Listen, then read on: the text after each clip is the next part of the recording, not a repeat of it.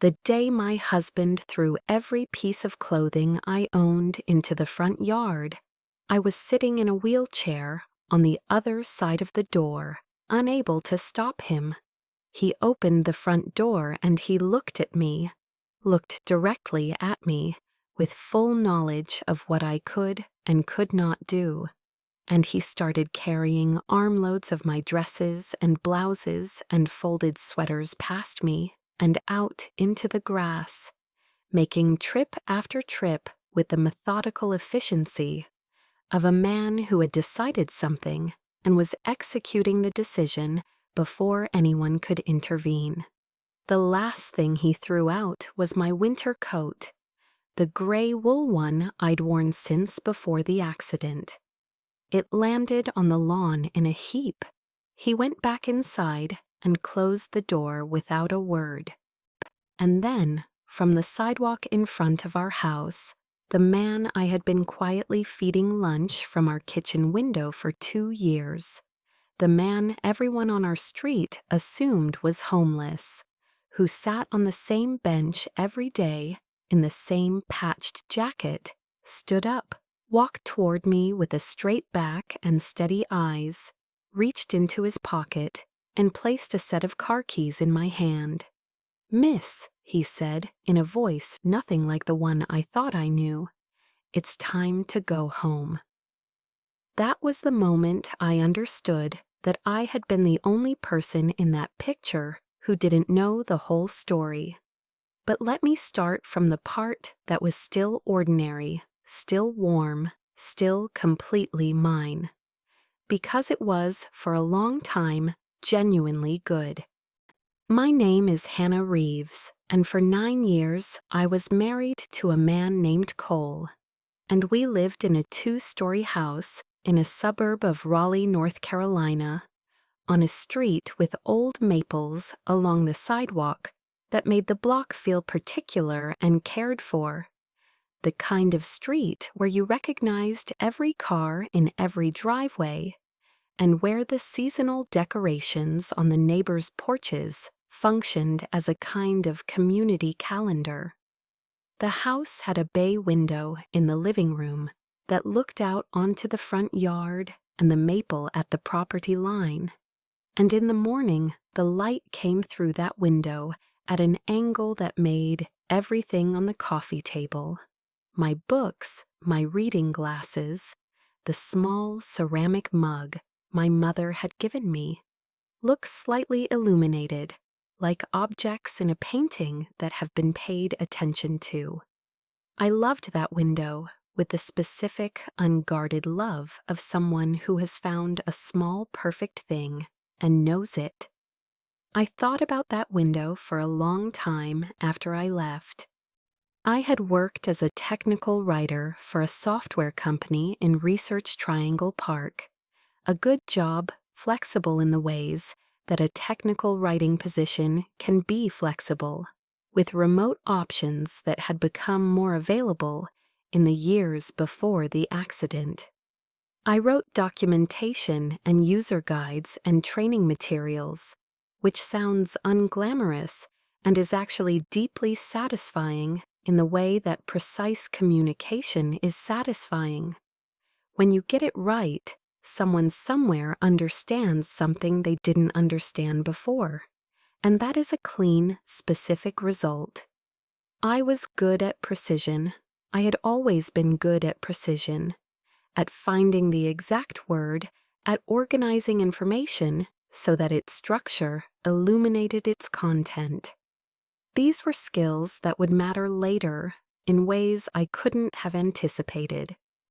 Cole was 43, 4 years older than me, a commercial architect with a firm in downtown Raleigh that designed office buildings and corporate campuses, and occasionally the kind of mixed-use development that seemed to be what every American city wanted to build in the years of that particular decade. He was gifted at his work in a visual, spatial way that I found genuinely impressive and still do, because the talent was real and the betrayal of the talent was not what this story is about. He was tall, dark-haired, with the specific look of a man who carries his height well and has learned to use it without thinking about it. In the early years of the marriage, and for several of the middle years, he was the person I most wanted to be in a room with, which is, I think, the most honest measure of the thing. He was interesting, and he asked interesting questions, and he was present in a way that made you feel when you were talking to him like what you were saying was worth hearing. I loved him in the full and unguarded way of someone who has not yet learned to audit her own love for signs of error. That kind of love is its own specific vulnerability. I know that now. I knew it in a different way then. Cole also had, as I understood gradually over the course of the marriage, a fundamental intolerance of need.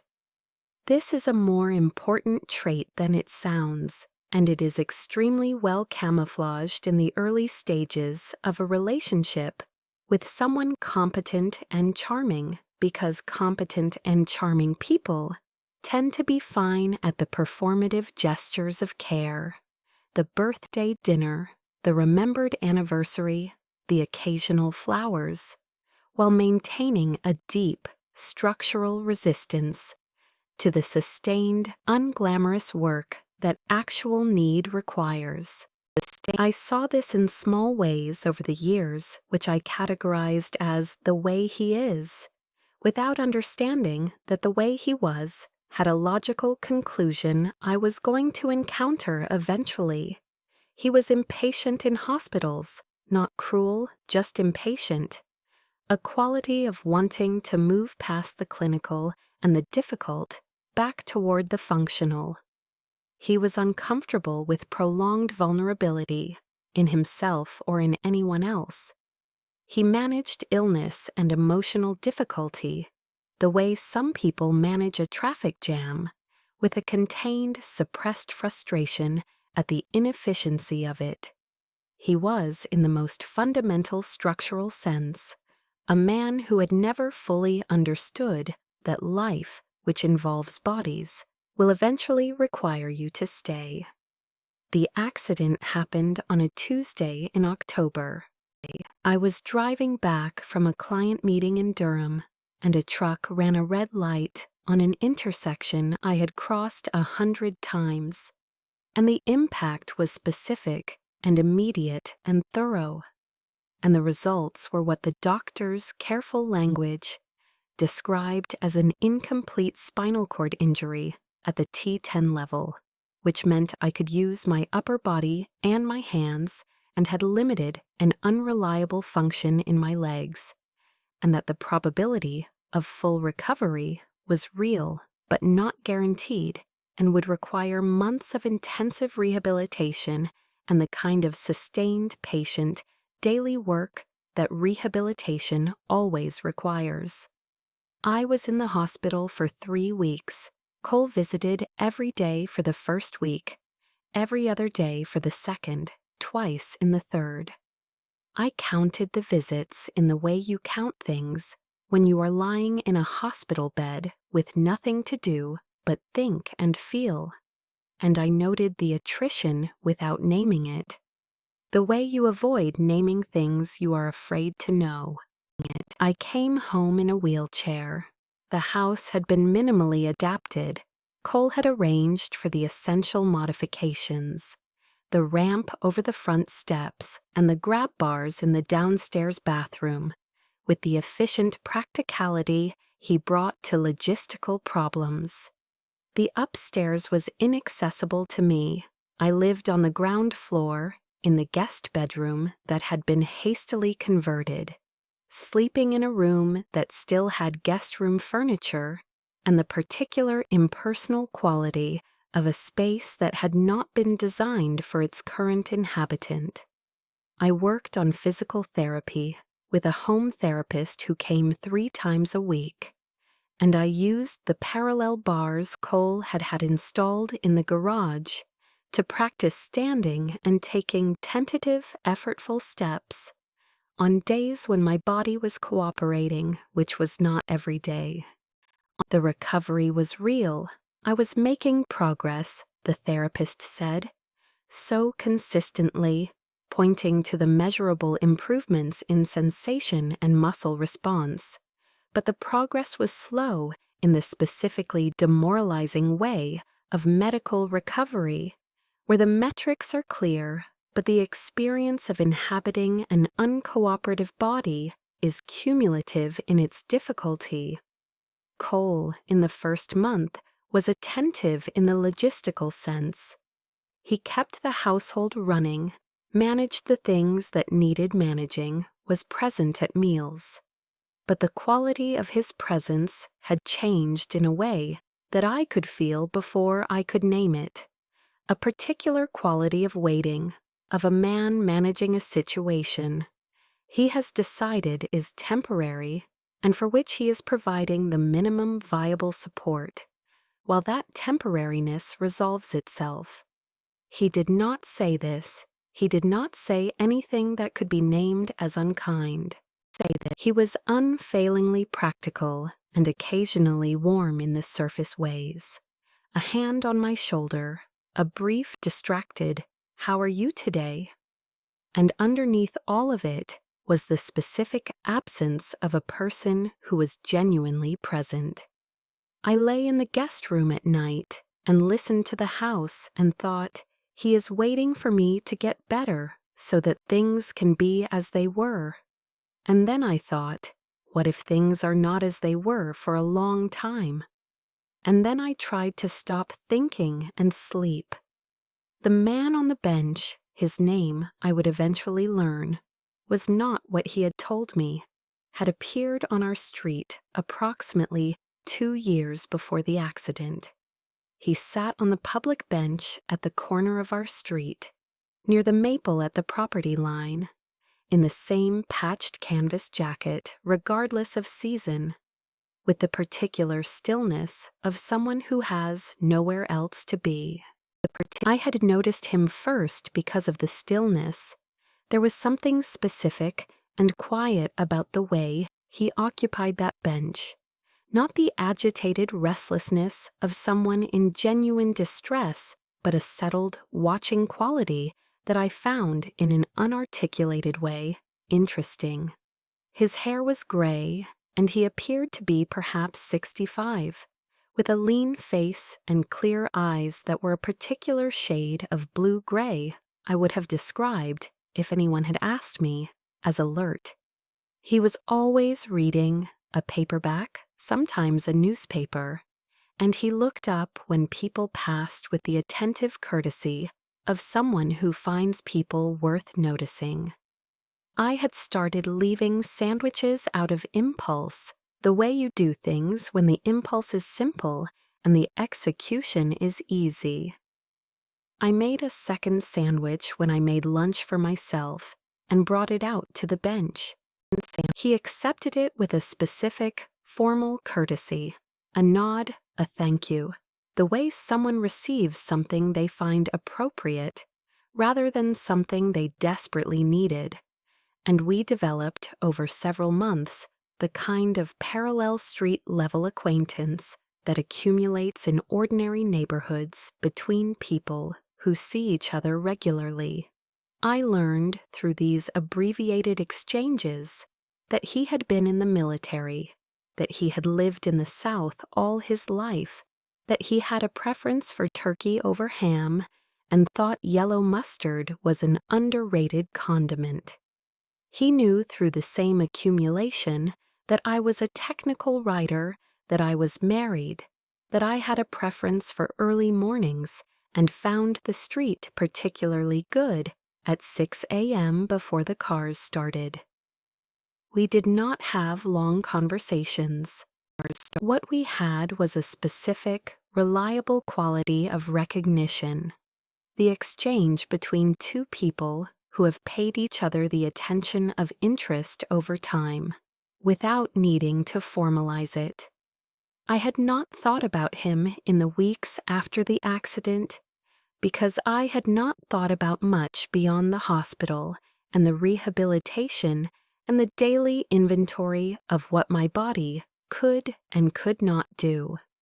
And then, one morning, from the window of the guest room, which faced the side yard rather than the front, I heard Cole on the porch and looked through the side window at the angle that let me see the corner of the front yard. Cole was there with a contractor he had brought in, not the wheelchair ramp contractor, someone else, and they were discussing something about the front yard, about the sightlines and the property access. Something in the posture of that conversation was wrong, not dramatically wrong, just the specific wrongness of two men discussing a property as a property without the context of the woman who lived in it. I noted it. I let it settle into the category of things I was noting and not yet naming. The first concrete sign of what was coming was an envelope I found 3 weeks after the accident. Not found intentionally, not sought, but encountered in the specific, ordinary way of a person who has had to reorganize her entire domestic routine around a wheelchair and is developing new familiarity with surfaces and spaces she previously moved through without stopping. I was reaching for a book on the lower shelf of the living room bookcase. I could reach the lower shelves from the wheelchair, and the book I wanted was behind another book. And when I pulled the first book out, an envelope slipped from between them and fell to the floor. I picked it up. It was not sealed. It was addressed to Cole at our house from a law firm in Raleigh I did not recognize. With the specific formal brevity of professional correspondence that has a precise purpose, the letter inside was 2 paragraphs. The first paragraph was a summary of a consultation that had apparently taken place 6 weeks before the accident. 6 weeks before. The second paragraph referenced the next steps in the process discussed and included a reference to a timeline and a question about the medical situation of the co-owner, which was the phrase the letter used for me. Co-owner, not wife, not spouse. Co-owner in the clinical language of a property dispute preparation. I held the letter in my hands in the living room of the house, and I read it twice, very carefully. My hands were steady on the paper in the way that hands are sometimes steady when the body has redirected all available processing capacity to a single function. 6 weeks before the accident, Cole had been consulting a family law attorney 6 weeks before. The truck ran the red light and changed every physical fact of my life. He had been preparing a divorce before the accident, and the letter was asking about the medical situation of the co-owner, which meant that whoever was advising him was now integrating the accident into a plan that had pre-existed it. The accident had not created his intention to leave. The accident had only changed the legal landscape of how he would manage the exit. I put the letter back in the envelope. I put the envelope back between the books, exactly as I had found it. I sat in the wheelchair in the living room with the bay window and the morning light and the small ceramic mug on the coffee table, and I breathed in and out 4 times. And then I reached for my phone.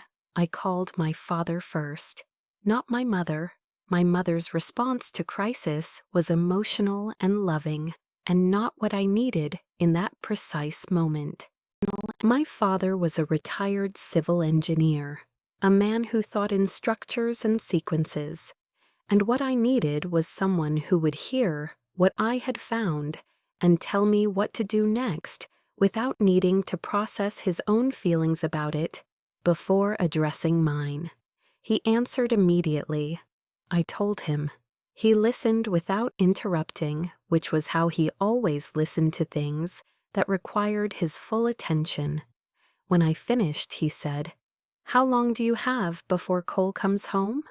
I said 3 hours. He said, "Call Margaret Stowe. She's the best family law attorney I know. She handled your cousin's situation. I'll text you her number." He paused. "Are you safe right now?" I said yes. He said, "I'll be there by Friday." We hung up. He texted me Margaret Stowe's number before I had finished putting my phone down. Margaret Stowe's office was in North Raleigh, on the 4th floor of a building that had the specific professional calm of spaces designed to handle difficult things without drama. Her assistant got me in for a Thursday appointment, 2 days away, and told me to bring whatever documentation I had access to. I spent the next 2 days, while Cole was at work, very quietly and very carefully photographing every financial document I could access from the wheelchair.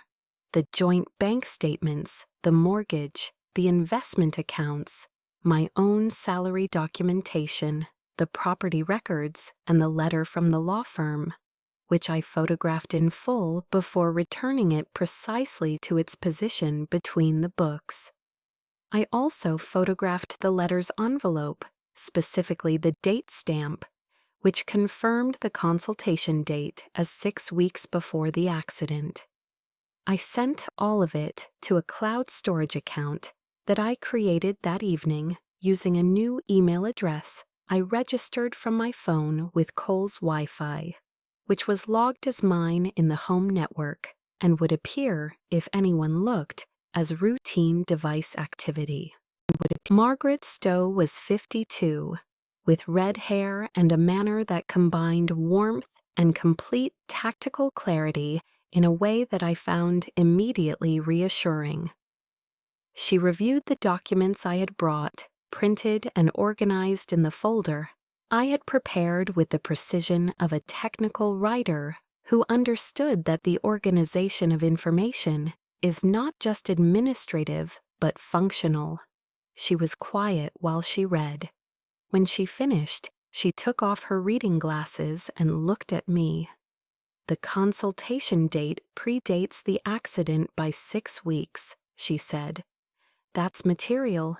It establishes that the separation intent was formed before the disability, which bears on both the equitable distribution analysis and on the argument he's going to make about caregiving costs." She paused. "Has he said anything about the divorce?"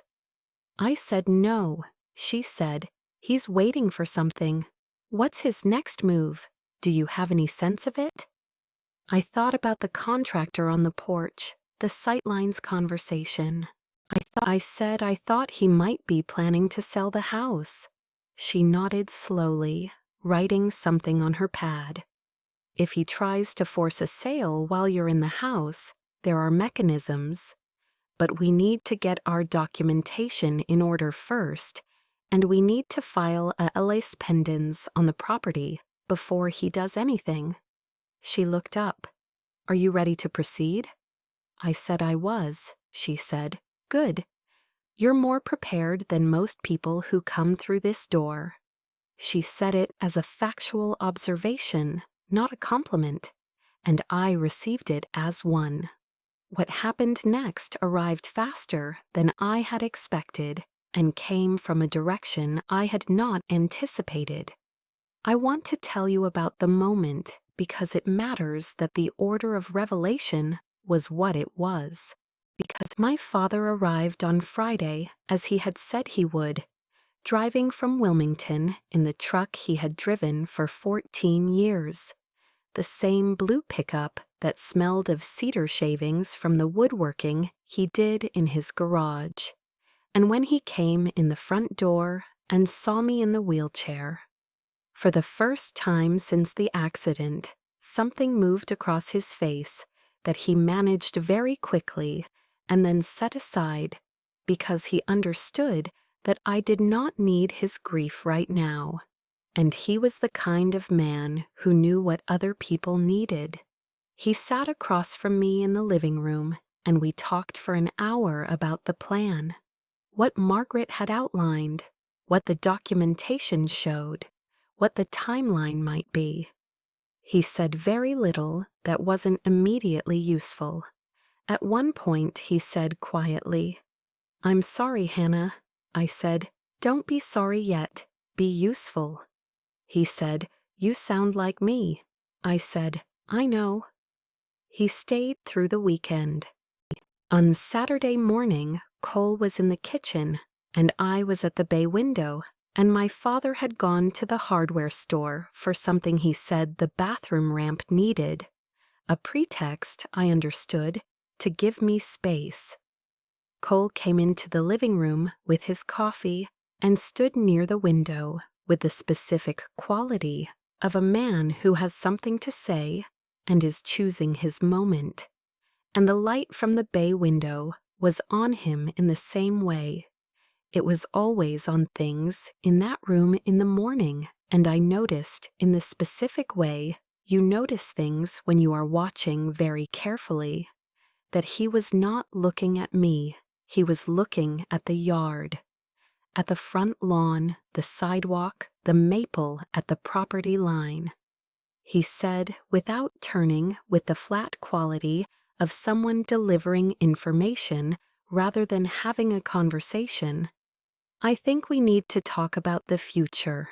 I said, "All right." He turned then and looked at me, looked at the wheelchair, at my hands in my lap, at the room I had been confined to on the ground floor, and I watched him decide something, and then he said, "I don't think this arrangement is working." I said, "What arrangement?"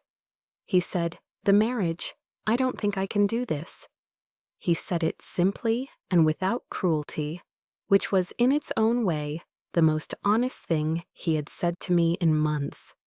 I looked at him for a long moment, and I said, equally simply, "I know." He seemed startled. He had expected something else, resistance perhaps, or grief, or the specific vulnerability of a woman in a wheelchair who has just been told she is going to be alone. What he saw instead was a woman who had been watching him for 3 weeks and had already taken steps he was entirely unaware of. He said, "This isn't, I'm sorry." I said, "Margaret Stowe will be in touch with your attorney."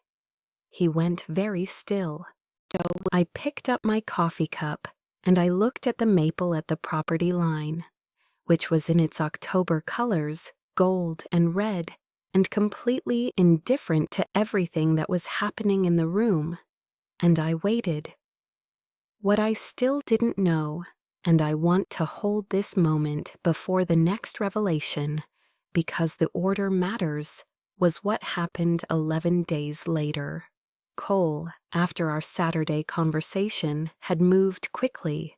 He had spoken to his attorney and had apparently decided, on advice I would only understand later, that the fastest way to resolve the property situation was to create a fact on the ground. He waited until my father had gone back to Wilmington, which he did on Monday morning, after I had insisted I was fine and that I had what I needed.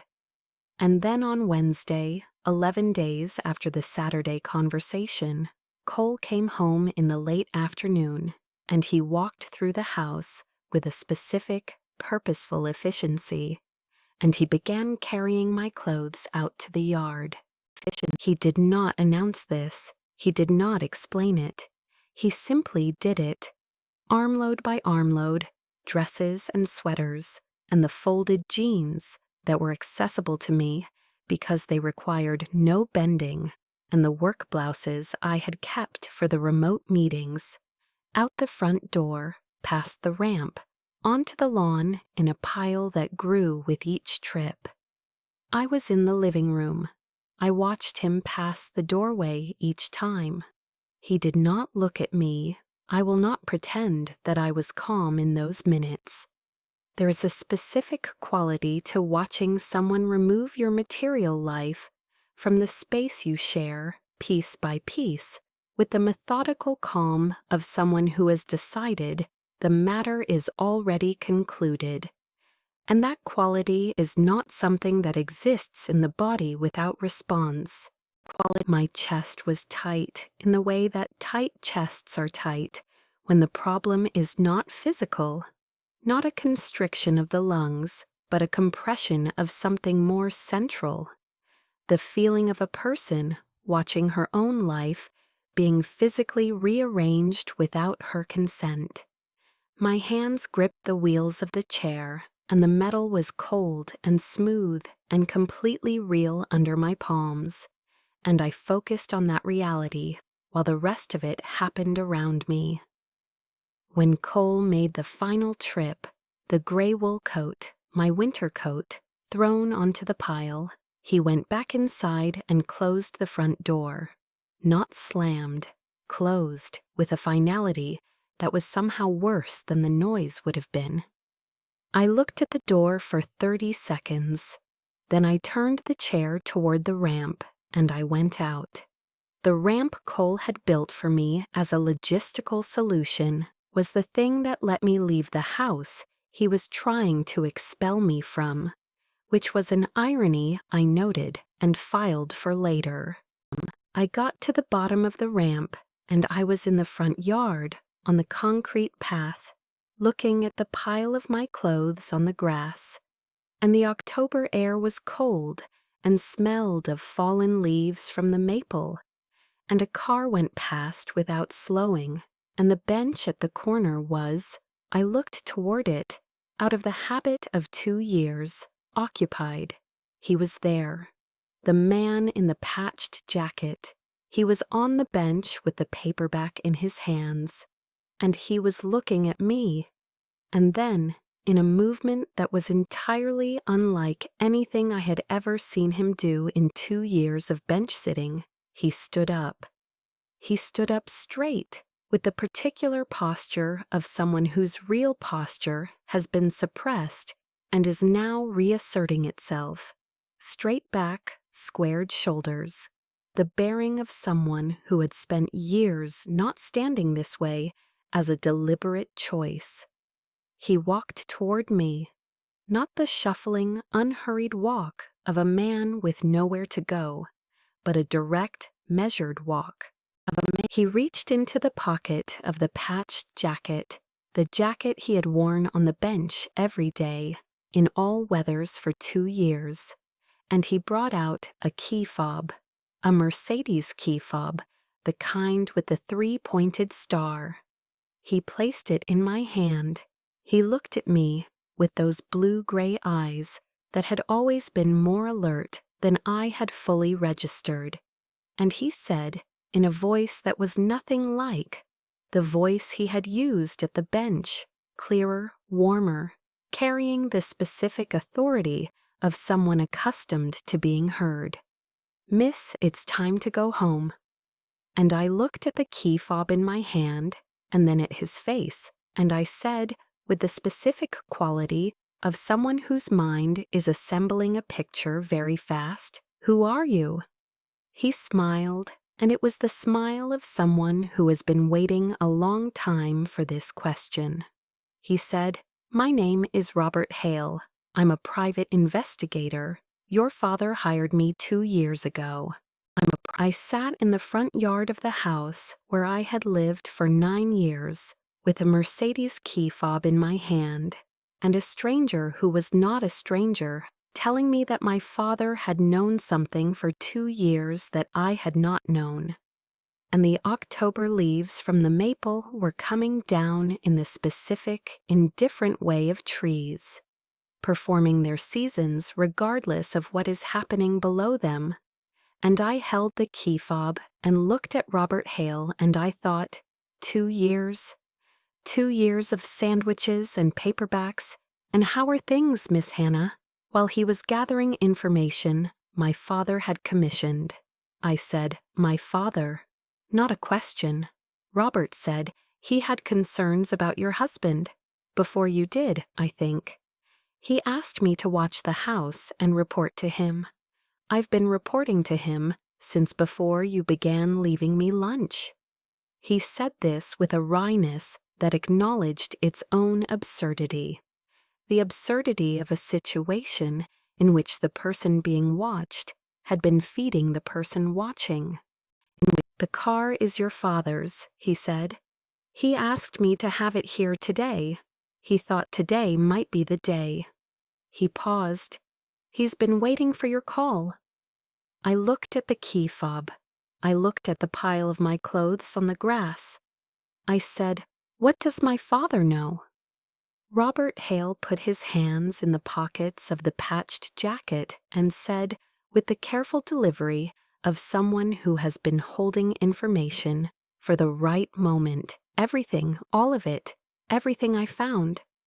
I said, "Tell me," he said, "in the car, it's warm." He looked at the pile on the grass.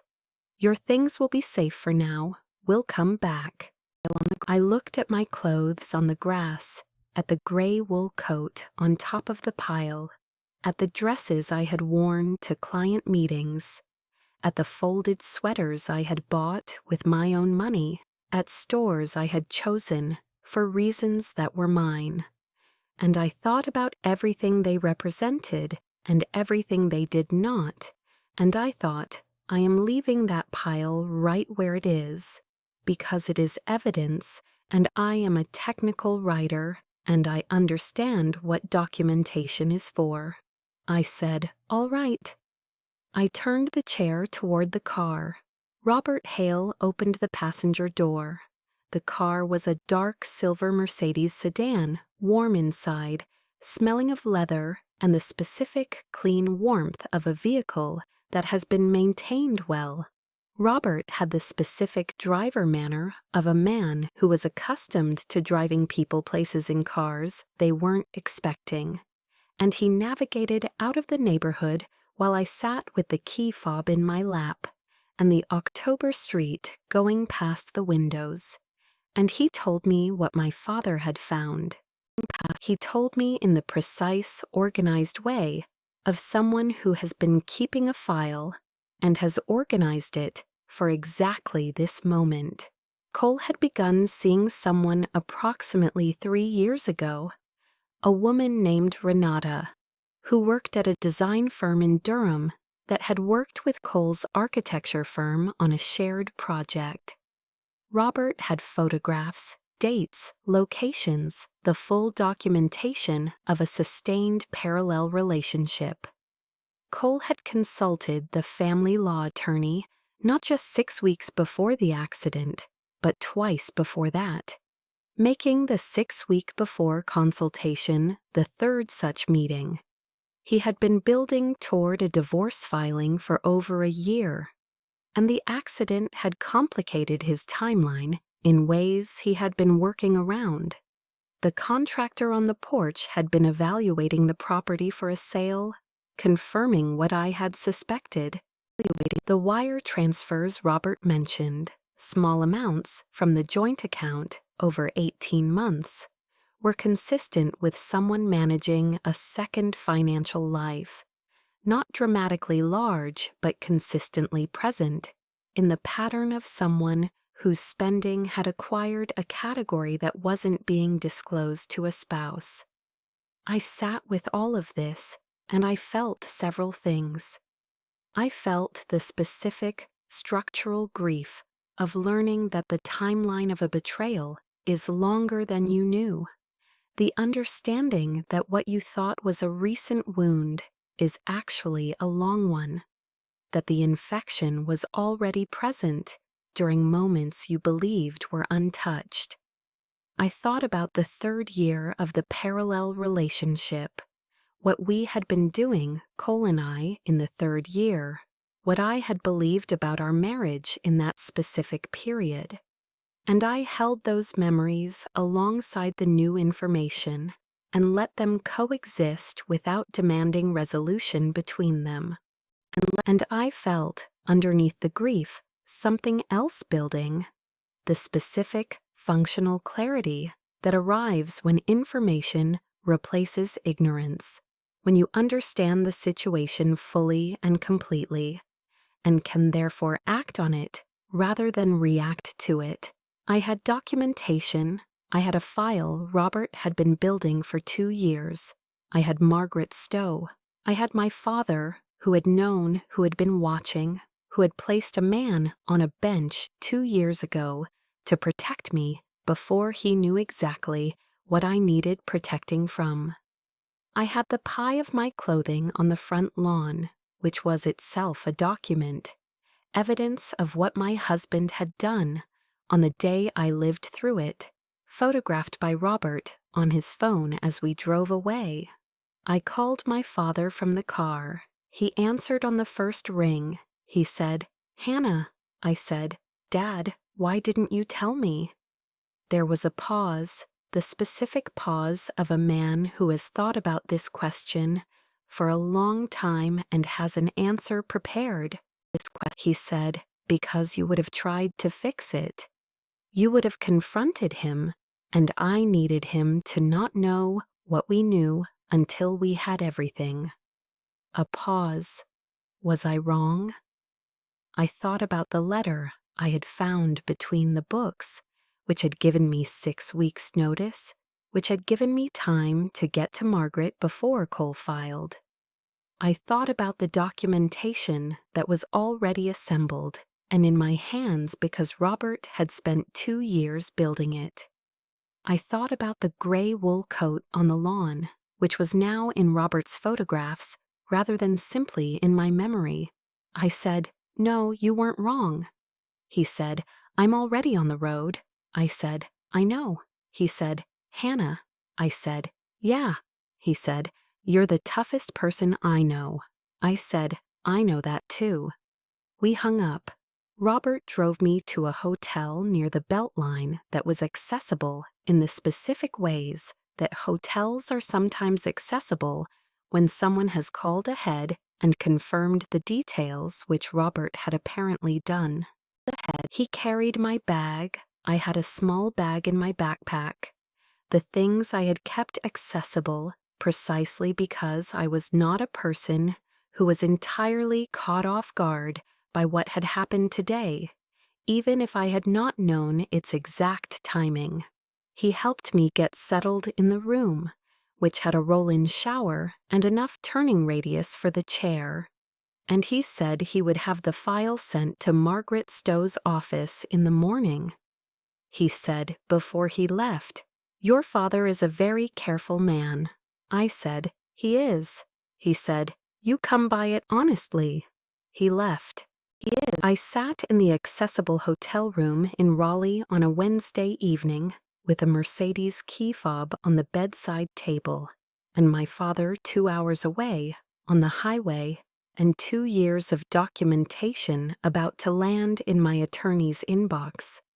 And I felt the specific quality of the moment before a large thing resolves. Not calm, not certainty, but the particular readiness of a person who has arrived at the right place at the right time, with the right information and knows it.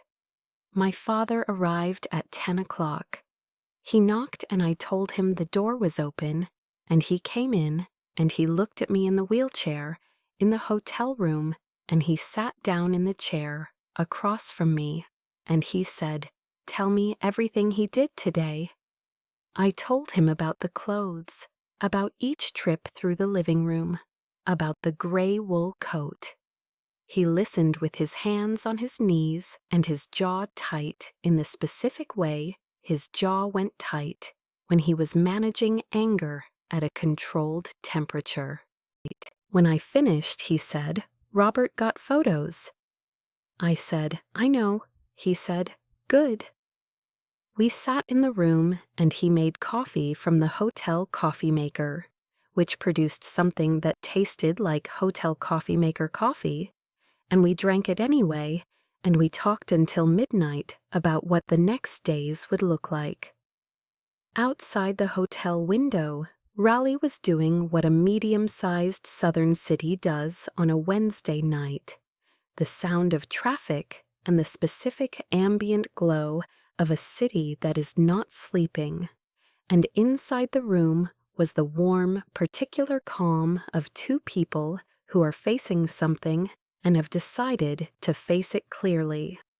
Margaret Stowe's response to Robert's file was the response of an attorney who has been waiting for a missing piece and has just received it.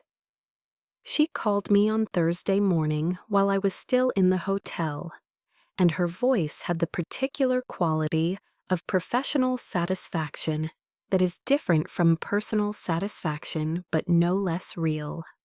She said, "The 2 years of documentation changes the picture significantly. The pattern of conduct, the timeline, the financial transfers, the property consultation. When we put this in front of a judge in the context of a spouse who filed a separation intent while his wife had a severe disability, we are in a very different position than we were yesterday." She paused. "The clothes on the lawn, that's a constructive eviction argument. He attempted to physically remove you from the marital home. That has legal consequences." She said the word consequences with a specific weight. "I'm filing today. I want to move before he does." I said, "Good." She said, "Hannah, are you all right?" I said, "I'm working on it." She said, "That's the right answer." The days that followed were the specific kind of intense that only sustained legal and logistical action produces.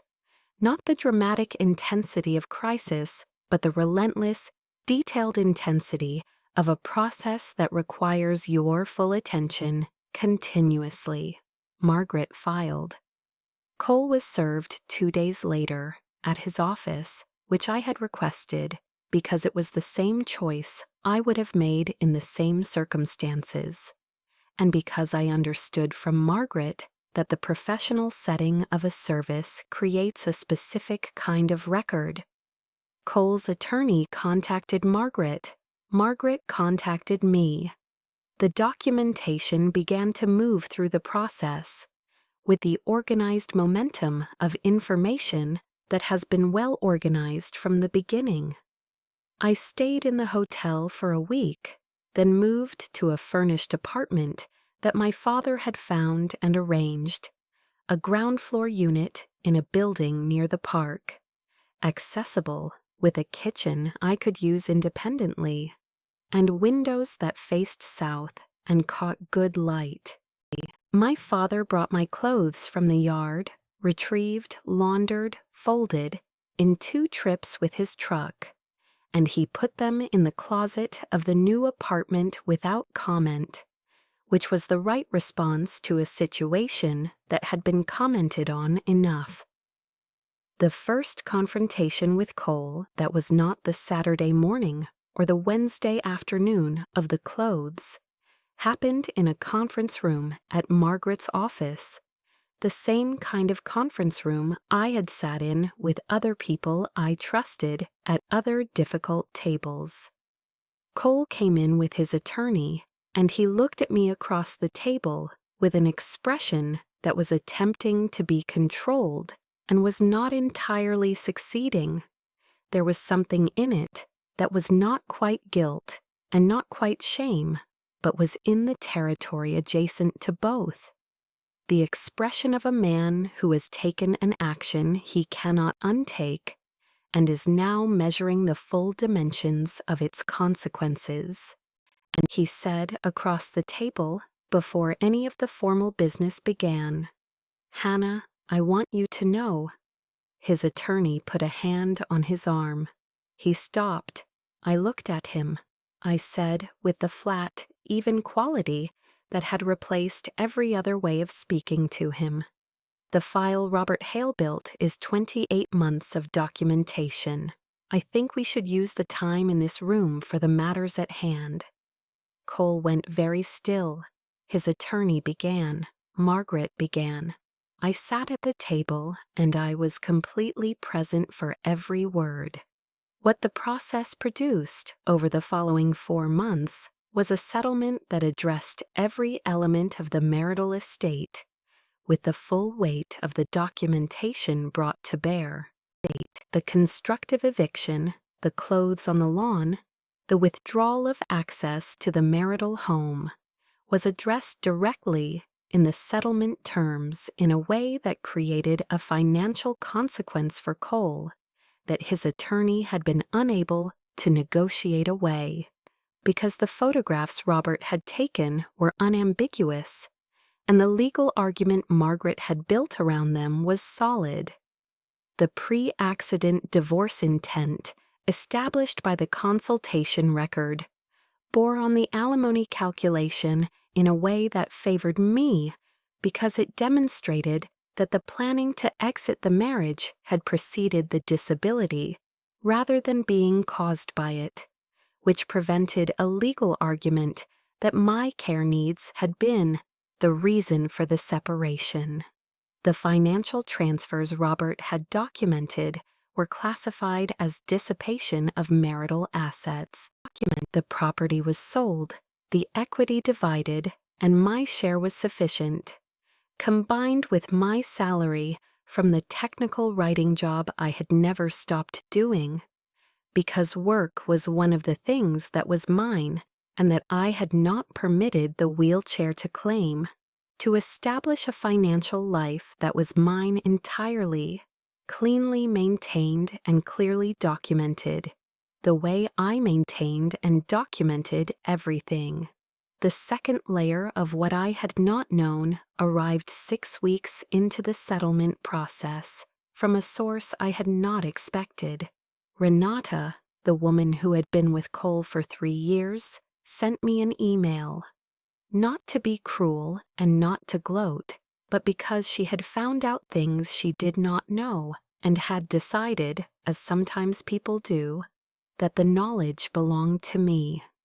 She wrote to me, carefully and briefly, that she had not known about the legal preparations, that she had not known Cole had been building a financial strategy during their relationship, and that she had recently discovered that Cole had been discussing a potential sale of the marital property with her, discussing her living in the house that was the marital home, while I was still in it.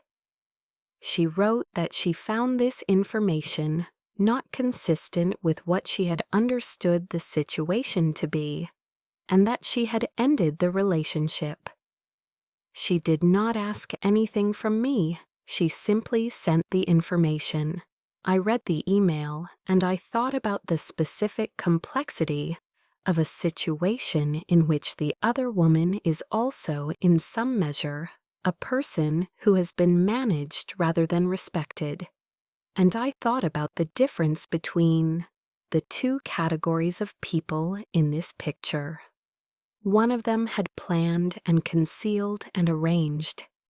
The rest of us had been dealt information as it suited his purposes. I replied to Renata with 3 sentences, thanking her for the information, confirming that it had been shared with my attorney, and wishing her well. I meant all 3 of those things. The night before the settlement was finalized, a Thursday evening in February, the apartment cold in the specific way of old buildings with adequate heating that nonetheless feels thin against a February night.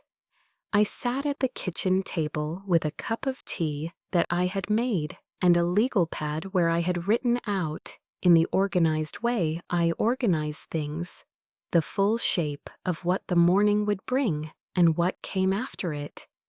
I had been doing physical therapy for 4 months, and the progress was real in measurable ways. I could stand with support for longer than I had been able to the month before, and there were mornings when the therapist and I looked at what my legs were doing, and both of us understood that the direction of travel was genuinely positive. I was not going to be what I had been before the accident. That was the honest medical assessment, and I had accepted it in the specific way that you accept things that are true, not with peace exactly, but with the functional clarity that honesty provides as a foundation for everything that follows. I was what I was. I was a woman in a chair who could stand for 4 minutes with support and was getting stronger, who had a job and a settlement and an apartment with good southern light, and a father who had put a man on a bench 2 years ago because he knew his daughter better than she knew herself in at least one respect. That was what I was. It was not insufficient. I looked at the keys on the kitchen table, not the Mercedes key fob that had been returned to Robert, who had returned it to my father, who had kept it.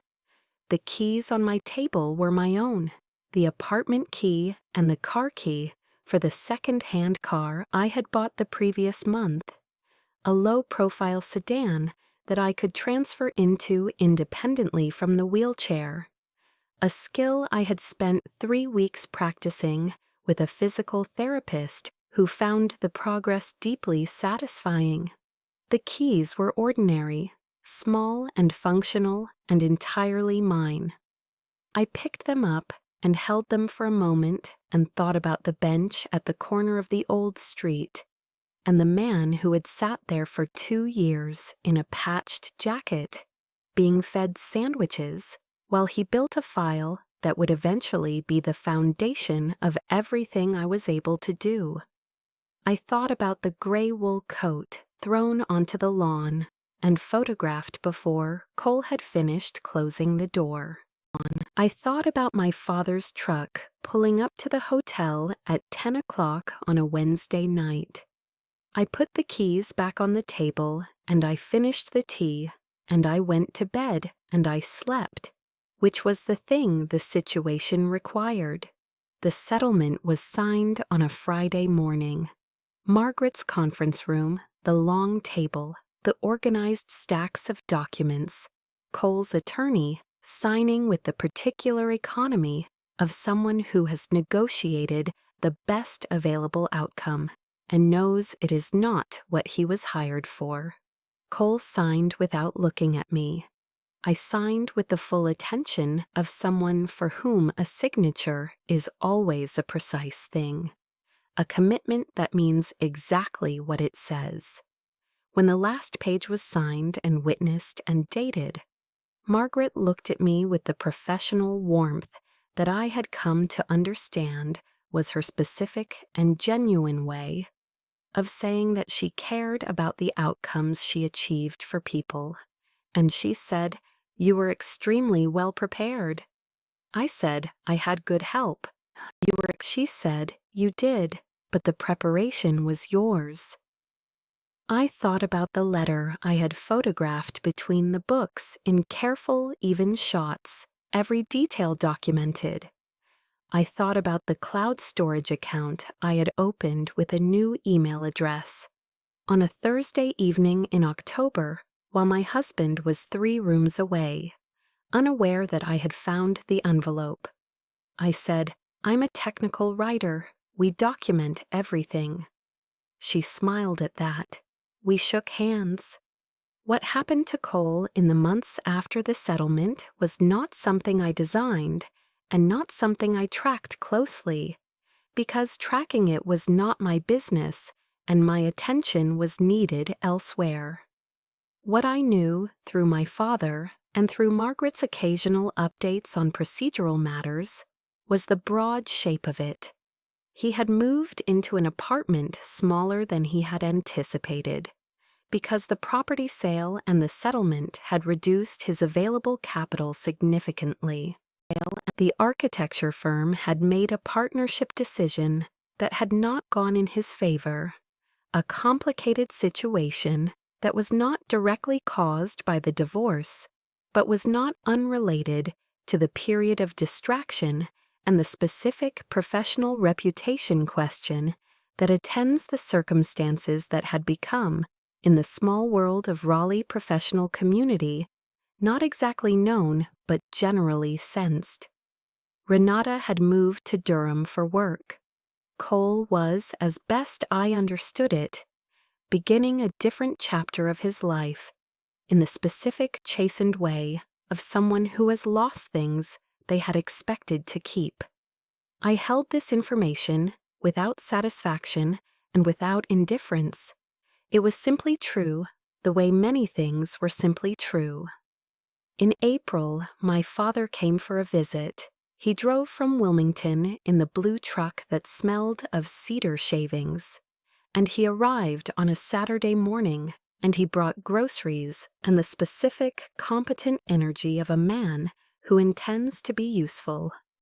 We had lunch in the apartment, the first lunch I had cooked for someone other than myself in the new kitchen, which worked well for me, which I had organized with the careful attention I gave to spaces that needed to function for a specific body, and we sat at the kitchen table afterward with coffee and the April light coming through the south windows the way light comes through south windows. In April in North Carolina, warm and slightly lazy, with the first real warmth of the season. My father looked at the apartment with the assessing eye of a civil engineer, who cannot look at a space without evaluating its structure, and he said, "This is good, this works." I said, "It does." He said, "How's the therapy going?" I told him about the 4 minutes of standing and where the therapist thought we would be by summer. He listened with the focused attention he gave to structural information. He said, "That's better than last month." I said, "A lot better." He was quiet for a moment. He looked at his coffee cup.